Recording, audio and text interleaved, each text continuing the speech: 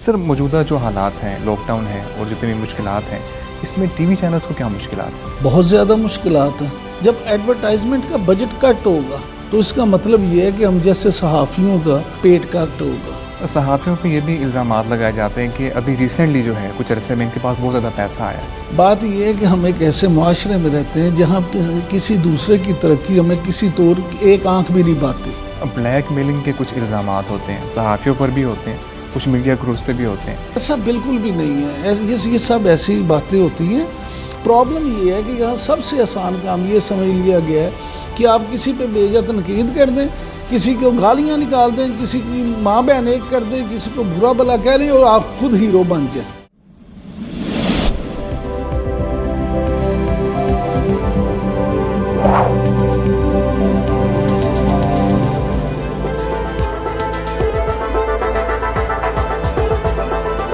السلام علیکم خواتین و حضرات، میں شعیب امام ایک نئے انٹرویو کے ساتھ حاضر خدمت ہوں۔ دوستو، بہت سارے لوگ یہ سوال کرتے ہیں کہ کیا ہم صرف سوشل میڈیا کا استعمال یا الیکٹرانک میڈیا کا استعمال اس لیے کرتے ہیں کہ ہم لوگوں کی عزت کو اچھال سکیں یا پھر ان پر بہتان بازی کر سکیں؟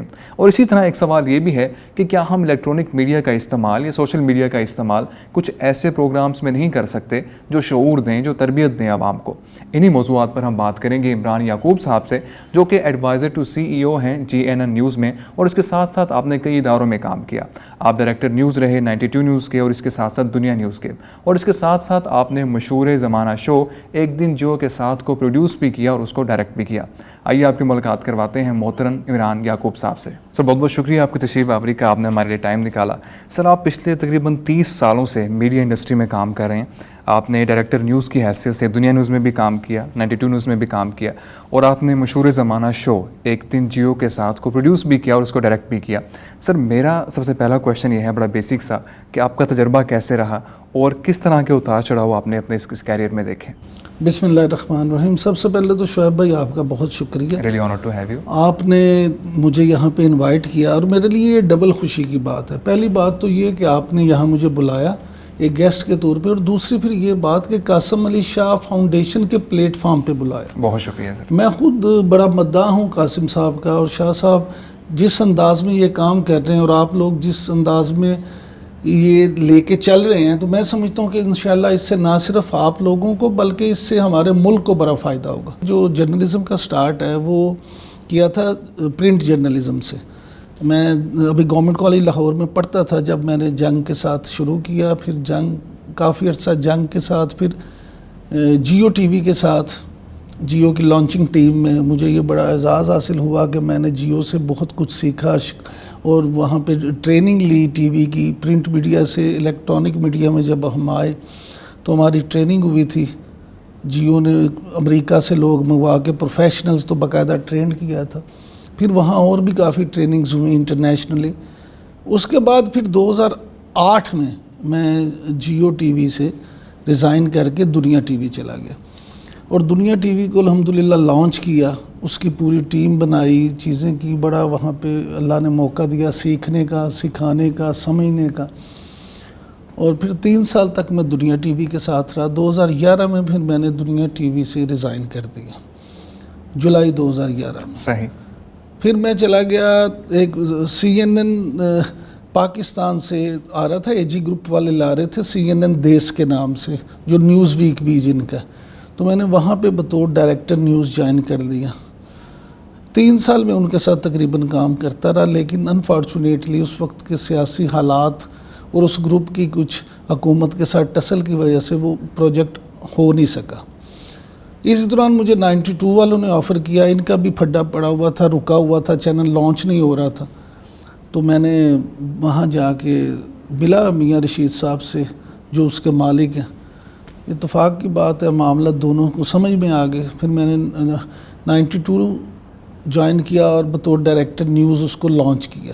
2 سال تقریباً میں وہاں رہا، اسی طرح سے پورے پاکستان میں بیوروز بنائے، ٹیمز بنائی، ساری ہائرنگ کی۔ تو 2 سال کے بعد پھر میں نے وہاں سے ریزائن کر دیا اور گورنمنٹ گروپ جوائن کر لیا۔ زبیر نواز چٹھا صاحب پرانے دوست بھی ہیں، مہربان بھی ہیں، انہوں نے کہا کہ وہ ٹی وی میں آنا چاہتے ہیں، تو پھر ہم نے پہلے جاگ ٹی وی لیا، وہاں پہ بھی ڈائریکٹر نیوز میں نے کیا. پھر ہم اس میں کر کے سارا پھر GNN کی ٹیم بنائی, GNN جو ہے ہم نے لانچ کیا. تو وہاں پہ ساتھ ایک ہمارا پروگرام ہے ویو پوائنٹ, صحیح, اس میں بطور اینالسٹ بھی بیٹھتا ہوں. یہ سارے معاملات ہیں چھوٹے سے یہ. صحیح. سر موجودہ جو حالات ہیں, لاک ڈاؤن ہے اور جتنی مشکلات ہیں, اس میں ٹی وی چینلز کو کیا مشکلات ہیں؟ بہت زیادہ مشکلات ہیں. دیکھیں ٹی وی کے لیے تو میں سمجھتا ہوں میڈیا کے لیے تو سب سے زیادہ مشکلات ہیں. صحیح. اس کی وجہ یہ ہے کہ جب آپ معاشی طور پہ کرنچ میں آئیں گے, جب اکانومی آپ کی ڈاؤن ہوگی, تو اگر آپ بطور بزنس مین دیکھیں تو سب سے پہلا آپ کٹ کس پہ لگائیں گے؟ سب سے پہلا کٹ آپ لگائیں گے ایڈورٹائزنگ. جب ایڈورٹائزمنٹ کا بجٹ کٹ ہوگا تو اس کا مطلب یہ ہے کہ ہم جیسے صحافیوں کا پیٹ کٹ ہوگا. اس کی وجہ یہ ہے کہ جب آپ نے ایڈورٹائزمنٹ بجٹ کم کیا تو پھر کیک تو جتنا رہ جائے گا حصہ تو اس میں سے سب کو ملنا ہے نا, پرنٹ میڈیا ہو یا الیکٹرانک میڈیا. اب جب حصہ کم ہوگا تو آمدنی کم ہوگی, کیونکہ ٹی وی چینلز کی آمدنی اس کے علاوہ تو کوئی نہیں ہے, انہیں تو اشتہارات بھی چلنا ہے. اب آپ یہ دیکھیں کہ حکومتی اشتہارات ویسے ہی PTI کی حکومت آنے کے بعد انہوں نے ریٹس بھی کم کیے, ریٹس بھی ریوائز کیے, اور پھر اشتہارات بھی نہ ہونے کے برابر ہیں. اب تھوڑا تھوڑا انہوں نے شروع کیا. ٹھیک ہے. اور جب پرائیویٹ بھی اس طرح سے کرنچ آ جائے تو پھر معاملات تو خراب ہوں گے. تو میں سمجھتا ہوں کہ میڈیا تو اس وقت کافی مشکل میں ہے. صحیح. سر اگر ہم بات کریں آپ کے کریئر کی, جتنا آپ کا کریئر ہے ابھی 30 سالہ, تو اس میں آپ نے صحافیوں کے بھی حالات دیکھے ہیں. آپ کے خیال میں صحافی حضرات کو کن مشکلات کا سامنا ہے اور وہ کس طرح کوپ اپ کر رہے ہیں اس سچویشن کے ساتھ؟ یار صحافیوں کے حالات جو ہے نا, اگر آپ دیکھیں تو شروع سے ہی صحافی بیچارے تو مشکل حالات میں ہی کام کرنے کے عادی رہے ہیں. اگر آپ تھوڑا سا پیچھے چلے جائیں نا, 2002 میں پہلا ٹی وی پاکستان میں جیو ٹی وی آیا. 2002 تک تو ٹی وی نہیں تھا, صرف پرنٹ میڈیا تھا. اگر آپ اس میں دیکھیں تو اخبارات میں تو صحافیوں کی بڑی معمولی تنہائیں ہوتی تھیں. اس وقت حالات مزید خراب تھے. یہ تو الیکٹرانک میڈیا آنے کے بعد یہ ہوا کہ ایک کمپٹیشن ہوا, لوگوں کی سیلریز اچھی ہو گئیں, لوگوں کو اس میں ذرا فائنینشلی لوگ سٹرونگ ہونا شروع ہو گئے, رہن سہن تبدیل ہو گیا. اور میں سمجھتا ہوں کہ یہ ایک بلیسنگ بن کے آیا صحیح پاکستانی صحافیوں کے لیے الیکٹرانک. اچھا, صحافیوں پہ یہ بھی الزامات لگائے جاتے ہیں کہ ابھی ریسنٹلی جو ہے کچھ عرصے میں ان کے پاس بہت زیادہ پیسہ آیا, بہت زیادہ انفلکس ہوا ہے, تو اس کی کیا وجہ ہے؟ اس پہ بہت سارے لوگ اعتراض کرتے ہیں جی یہ ملے ہوئے ہیں, لفافہ ہے, فلانا ہے. آپ کے خیال میں کیا بات ہے؟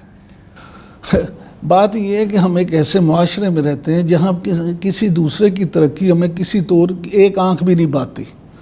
اب صحافی بیچارے جو گھسی ہوئی پینٹیں پہن کے, ٹوٹے ہوئے جوتے پہن کے سڑکوں پہ پھرتے تھے اور اپنا کام کرتے تھے, جب الیکٹرانک میڈیا آنے کے بعد ان کی سیلریز کچھ بہتر ہو گئی, ان کے حالات بہتر ہو گئے, اور جب الیکٹرانک میڈیا میں لوگ گئے تو اخبارات میں بھی کمپٹیشن ہوا, 2-3 اور نئے اخبارات آ گئے, اچھے گروپس آ گئے, وہ اخبارات میں بھی سیلری سٹرکچر کچھ بہتر ہو گیا.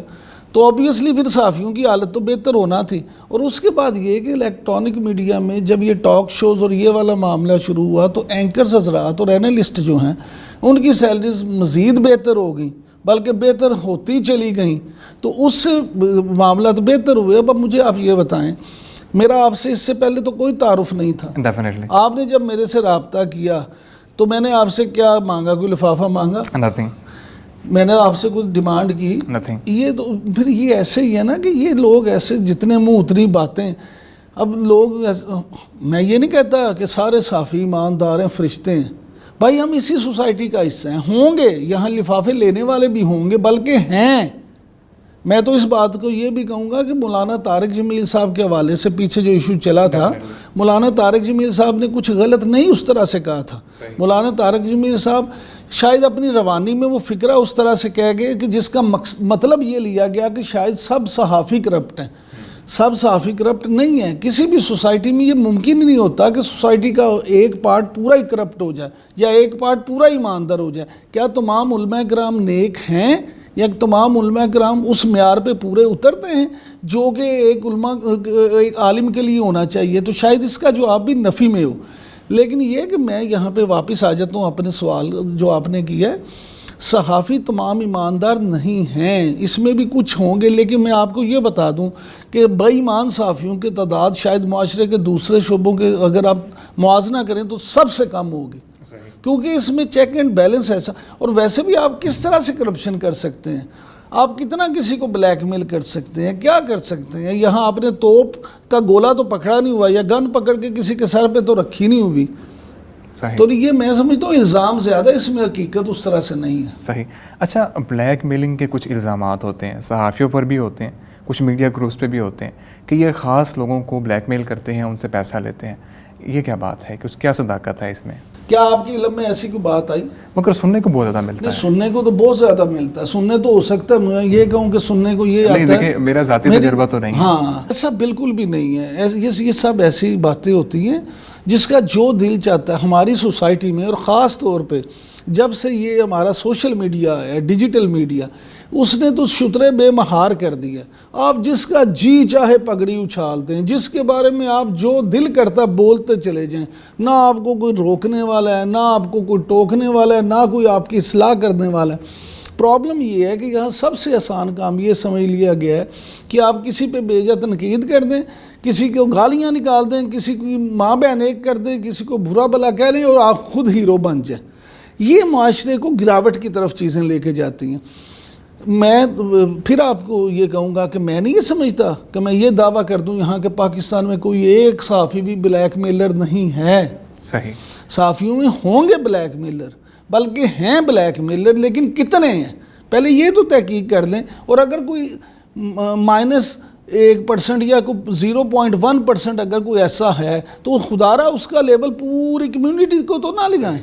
صحیح. اس کو جنرلائز نہیں کرنا چاہیے. بالکل جنرلائز نہیں کرنا چاہیے. جو ہیں ان کو پکڑیں، ان کو کٹہرے میں لائیں، ان کو قانون کے مطابق سزا دیں.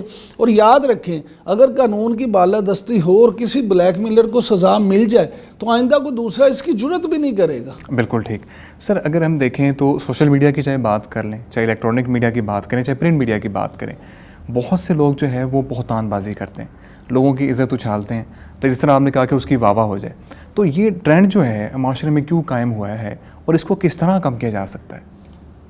یہ ٹرینڈ قائم جو ہے نا بڑی معذرت کے ساتھ پچھلے کچھ عرصے سے سیاست میں ہمارے مجموعی طور پہ اگر آپ دیکھیں تو پورے معاشرے میں اور خاص طور پہ بالخصوص آپ سیاست میں دیکھیں تو یہ ٹرینڈ آیا ہے. اور خاص پھر میں بات کروں گا کہ اس میں سوشل میڈیا کا بھی بڑا کردار ہے. اور اس میں یہ ہے کہ جو جس کے جی میں آیا اس نے کہہ دیا. اب مجھے آپ یہ بتائیں کہ آپ کو نواز شریف سے، آپ کو عمران خان سے، آپ کو بلاول بھٹو زرداری سے 1001 اختلاف ہو سکتا ہے، لیکن کیا ایک کسی کو ہمارا مذہب اسلام جس کے ہم پیروکار ہیں، الحمدللہ بڑے فخر سے کہتے ہیں کہ ہم مسلمان ہیں، کیا ہمارا مذہب، کیا ہمارا معاشرہ، کیا ہماری مشرقی روایات ہمیں اس بات کی اجازت دیتے ہیں کہ ہم ان کی پگڑی اچھالنا شروع کر دیں؟ کیا ہمیں اس بات کی ہمارے گھر والوں نے تربیت کی ہے؟ مجھے آپ یہ بتائیں کہ آپ کے آج بھی آپ یہ کر سکتے ہیں کہ کبھی اپنے گھر میں اپنے والد کے بارے میں، اپنی والدہ کے بارے میں، اپنے چچا کے بارے میں، اپنے ماموں کے بارے میں یا اپنے کسی محلے دار کے بارے میں اس طرح کی گفتگو کرنا شروع کر دیں؟ سوال ہی نہیں پیدا ہوتا. تو پھر اس کا مطلب یہ ہے کہ کہیں نہ کہیں کوئی خرابی ہے. شعیب بھائی ہمیں کرنا کیا ہے؟ اگر ہم واقعی اپنی اگلی نسل کو بچانا چاہتے ہیں تو اس کے لیے ہمیں کچھ نہ کچھ تربیت پہ زور دینا ہوگا. ہم نے پڑھائی for the sake of job کر لی ہے، degree for the sake of job کر لی ہے. جب تک ہم education for the sake of knowledge کی طرف نہیں جائیں گے، education for the sake of تربیت کی طرف نہیں جائیں گے، اس وقت تک یہ معاملہ ٹھیک نہیں ہوں گے. صحیح. اچھا، ہمارا جو میڈیا ہے وہاں پہ ایک عام ٹرینڈ دیکھنے کو ملتا ہے، جو نیشنل ایشوز ہیں ان پہ بہت کم بات کی جاتی ہے، اور جو چھوٹے موٹے ایشوز ہیں جس میں بہت زیادہ انوالومنٹ ہے چھوٹی موٹی چیزوں کی، ان پہ زیادہ بات کی جاتی ہے. تو اس کو ہم کیسے شفٹ کر سکتے ہیں کہ نیشنل ایشوز پہ بات کریں اور شعور زیادہ سے زیادہ پھیلائیں؟ یا آپ نے جو بات کی ہے نا، میں اس سے متفق نہیں ہوں. صحیح. اس کی وجہ یہ ہے کہ ہمارے ہاں تو 80% بکتی سیاست ہے. صحیح. اور سیاست تو ہوتا ہی نیشنل ایشو ہے. سیاست تو لوکل ایشو ہو ہی نہیں سکتا. ٹھیک ہے. یہ بات آپ کی ٹھیک ہے کہ ہمارے ہاں سوشل ایشوز کو وہ کوریج نہیں دی جاتی جو کہ دی جانی چاہیے. عوامی ایشوز کو اس طرح سے سامنے نہیں رکھا جاتا. لیکن ہم کریں کیا؟ ایک ریڈی والے سے لے کے اس کیمرہ مین تک جو اس کیمرے کے پیچھے کھڑا ہے، آپ کوئی بات شروع کریں گے تو ان کی بات سیاست سے شروع ہوگی، سیاست پہ ختم ہوگی. تو میرے بھائی یہ تو کمرشل میڈیا ہے نا، ان میں سے کوئی بھی مالک مشن تو نہیں کر رہا. تو یہ تو انہوں نے وہ دکھانا ہے جو بکتا ہے. یہ تو حکومت کے فرض ہوتے ہیں، ایسے اداروں کے فرض ہوتے ہیں. جیسے آپ قاسم علی شاہ فاؤنڈیشن چلا رہے ہیں، آپ کو اس طرح کی آپ کو کوئی اللہ کرے ایسی گرانٹ مل جائے، کوئی ایسی ایڈ مل جائے جس سے آپ کو اس طرح کا تربیتی ادارہ شروع کر دیں، ایک ایسا چینل شروع کر دیں جس پہ باقی لوگوں کی تربیت کی جائے. یا پھر حکومت اپنی سطح پہ پی ٹی وی کے اتنے چینلز ہیں، کوئی ایک پی ٹی وی تربیت کے نام سے چینل شروع کر دیں جس پہ لوگوں کو بتایا جائے کہ ایتھکس کیا ہوتے ہیں، آپ کو کس طرح سے زندگی گزارنی ہے، آپ کو کیا خیال کرنا ہے. جب تک ہم انفرادی طور پہ اور اجتماعی طور پہ ان چیزوں پہ توجہ نہیں دیں گے، میں نہیں سمجھتا یہ معاملہ ٹھیک ہو. صحیح. اچھا، آپ یہ کہنا چاہ رہے ہیں کہ یہ جو ذمہ داری ہے یہ مین اسٹریم میڈیا کی نہیں ہے، اس کے لیے اسپیسیفک ادارے ہونے چاہیے اور چینلز ہونے چاہیے؟ نہیں، میں بالکل یہ نہیں کہہ رہا. صحیح. میں یہ ایک دفعہ بھی میں نہیں کہا کہ مین اسٹریم میڈیا کی ذمہ داری نہیں ہے. جی. میں تو کہہ رہا ہوں سب سے پہلے کہ یہ مین اسٹریم میڈیا کی ذمہ داری ہے. ٹھیک ہے. لیکن آپ کو یہ توقع رکھنا کہ مین اسٹریم میڈیا اس پہ اتنی توجہ دے گا، یہ ممکن نہیں ہے. ٹھیک ہے. اس کی وجہ یہ ہے کہ میرے بھائی یہ ان کا کمرشل بزنس ہے. میری بات کو سمجھے، بزنس میں اور چیریٹی میں، بزنس میں اور کاز میں، بزنس میں اور مشن میں فرق ہوتا ہے بنیادی. یا تو کوئی ادارہ بزنس نہ کر رہا ہو تو پھر تو وہ اس کو اس انداز میں لے کے چلے. لیکن اگر کوئی گروپ کر ہی بزنس رہا ہے، اس نے چینل بنایا ہی بزنس کے لیے، تو پھر وہ کیسے اس پہ صرف مشن کرتا رہے؟ ٹھیک ہے. اچھا، اس میں ایک سوال یہ بھی اٹھتا ہے کہ جب اس طرح کے اصلاحی پروگرامز ہوتے ہیں یا ڈیولپمنٹ کے ہوتے ہیں تو کیا اس کو اسپانسرشپ نہیں ملتی؟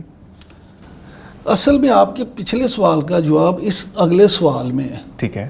اگر ایسے پروگرامز ہوں نا، اب دیکھیں کوئی ادارے، مثال کے طور پہ میں کہتا ہوں جی ہمدرد ایک ادارہ ہے، مثال کے طور پہ حکیم سعید صاحب کو اللہ جنت کروٹ نصیب کرے، بڑے اچھے انسان تھے، انہوں نے بڑا فلاح و بہبود پہ کام کیا. بڑے یا عیدی فاؤنڈیشن ہے یا اخوت والے ہیں، یہ سب وہ لوگ ہیں جو اچھا کام کر رہے ہیں. کیا کبھی انہوں نے اس بات پہ بھی غور کیا کہ ہم کوئی ایسا بھی کام کر لیں کہ ہم چلیں کسی چینل سے، بڑے چینل سے، جیو سے، ایئر وے سے، جی این این سے، دنیا سے، سما سے، ایکسپریس سے ہم 1 گھنٹہ ایئر ٹائم خرید لیتے ہیں، یا ہم ان سے یہ کہتے ہیں کہ جناب یہ ایک پروگرام ہے، آپ ہمیں آدھے گھنٹے کا ایک سلاٹ دے دیں، اس پہ ہمارا سپانسرڈ پروگرام ہوگا اور ہم اس پہ یہ تربیتی پروگرام کرنا چاہتے ہیں. ٹھیک ہے. وہ بھی تو اشتہار اس پہ دیتے ہیں نا جس کی ریٹنگ زیادہ ہو، کیونکہ اس کو آئی بال زیادہ ملے. ٹھیک ہے. جب چیریٹی آرگنائزیشنز کی سوچ کمرشل ہوگی تو بھائی جو کمرشل ادارہ ہے وہ چیریٹی کی طرف کیسے آئے گا؟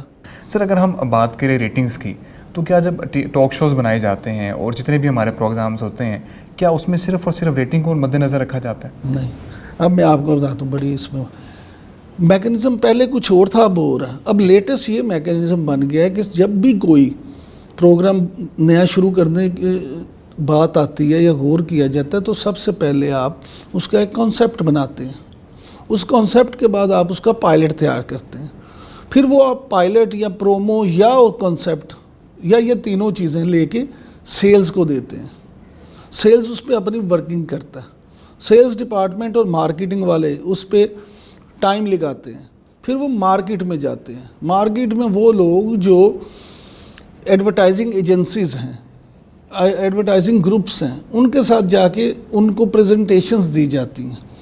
پھر جب یہ آئیڈیا آتا ہے کہ آیا یہ آئیڈیا فلوٹ کرے گا، آیا یہ بکے گا، اس پہ ایڈورٹائزمنٹ ملے گی. اب دیکھیں نا، ایک ادارہ اگر کوئی پروگرام شروع کرتا ہے تو اس میں دیکھیں کہ پوری ٹیم کی سیلریز ہوتی ہیں اور اچھی خاصی سیلریز ہوتی ہیں. پھر آپریشنل کاسٹ ہوتی ہے، پھر آپ کے جو بجلی کے بل ہیں، دوسری چیزیں ہیں، وہ سب کاؤنٹ. تو ایک اب یہاں اگر آپ یہ پروگرام ریکارڈ کر رہے ہیں تو صرف یہ نہیں ہے کہ میں آ کے مفت بیٹھ گیا ہوں یا آپ ان کے سیلری والے ملازم ہیں تو بیٹھ گئے ہیں. آپریشنل کاسٹ بھی تو ہے نا. آپ نے 2 کیمرے لگائے ہوئے ہیں، کیمرہ مینز ہے، پھر ایڈیٹر ہوگا، پھر یہاں پہ اے سی لگے ہوئے ہیں، لائٹیں ہیں، پورا ایک سسٹم ہے. ٹھیک ہے. تو اس لیے یہ ساری چیزیں دیکھ کے پھر وہ کرتے ہیں.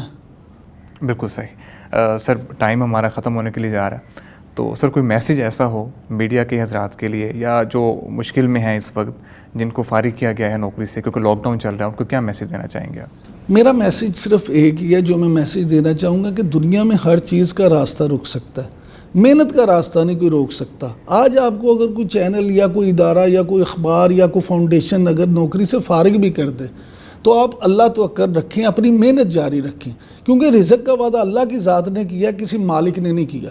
اگر آپ محنت کریں گے تو محنتی خدا کا دوست ہے, اللہ آپ کو اجر دے گا اور آپ کے لیے کبھی پریشانی نہیں ہوگی. Thank you very much. صحیح. سر ایک آخری سوال میں آپ سے کرنا چاہ رہا تھا, آپ قاسم علی شاہ صاحب کی تعلیمات سے کافی انسپائر ہیں, ان کی پرسنالٹی سے بھی, کوئی رائے ان کے بارے میں دینا چاہیں گے, کوئی اوپینین ان کے لیکچرز کے بارے میں, ان کے کام کے بارے میں, کتابوں کے بارے میں؟ میں ذاتی طور پہ سمجھتا ہوں کہ وہ بہت اچھا کام کر رہے ہیں, اچھے انداز میں کر رہے ہیں. اللہ قاسم علی شاہ صاحب کو میں سمجھتا ہوں کہ صحت دے اور ان کو اللہ مزید ترقی دے. وہ اس کی وجہ یہ ہے کہ کسی کو اچھی بات بتانا یا اچھی بات کی, اچھے کام کی ترغیب دینا میرے نزدیک صدقہ جاریہ ہے. تو میں سمجھتا ہوں کہ قاسم صاحب یہ جو کام کر رہے ہیں یہ واقعی بڑا اچھا کام کر رہے ہیں, اور اگر مزید 2-4 لوگ بھی اس طرح کے مزید آ کے واقعی اس طرح کے کام شروع کر دیں تو معاشرے میں لازمی طور پہ اس سے بہتری ہوگی اور اچھے کی امید ہوگی. بہت بہت شکریہ عمران بھائی آپ کی تشریف آوری کا. میں امید کرتا ہوں ہمارے ناظرین جو میڈیا کے بارے میں شعور حاصل کرنا چاہتے ہیں ان سب کے لیے انٹرویو انتہائی مفید ثابت ہوا ہوگا. انٹرویو دیکھنے کا بہت بہت شکریہ.